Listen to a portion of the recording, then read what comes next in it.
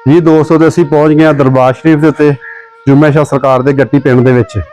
ठीक है, आओ तुहानूं दरबार शरीफ की ज़ियारत कराते हैं, नाले तुहानूं दसदे हैं कि दरबार कितना पुराना वा और मजीद इहदी की हिस्टरी हैगी है।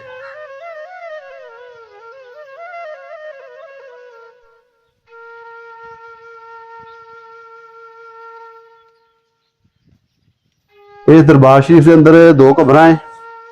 पहली कब्र हैगी है साईं मौला बख्श साहब की, ते दूसरा रोज़ा मुबारक ये अंदर कब्र हैगी है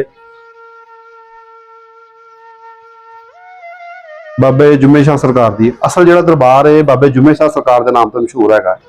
यानी कि इस पिंड में अगर किसी को पुछोगे तो जो दरबार है ये जी तरीक हैगी बाबे जुम्मे शाह साहब सरकार के नाम दिते हैं।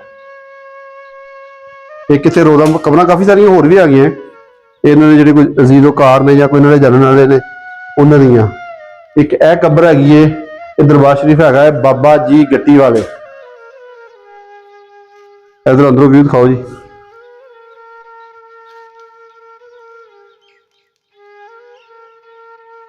देखो ये माशाल्लाह रोज़ा मुबारक बनया है। ठीक है, ये सरकार है का नाम है बाबा रुड़गू वल्द झंडा साहब हाजी जमालदीन वल्द बाबा रुड़गू।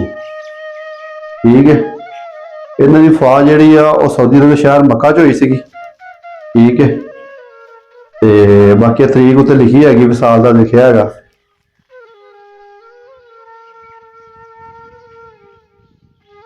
बाबा गट्टी वाले के नाम तो मशहूर ने। बाकी मजीद भी इतने काफ़ी सारिया कब्र मुबारक है। एक है कब्र हैगी है। ठीक है, उस तो बाद है दो कब्र जड़ियाँ अंदर ने। देखो जी लिया अंदर जी मज़ार ने दो। ठीक है, दोनों कब्र मुबारक है अंदर, लेकिन इन्होंने कोई तख्ती वगैरह नहीं लगी हैगी। इन्होंने मतलब कोई जानकारी या कोई तहरीर उत्ते नहीं लिखी हैगी कि इन्हों की हिस्टरी हैगी है या ये कौन लोग सी। इन्होंने मतलब कोई जानकारी नहीं है। बाकी इंतजामिया नूं मिल के इसकी मजीद जानकारी लेने हैं।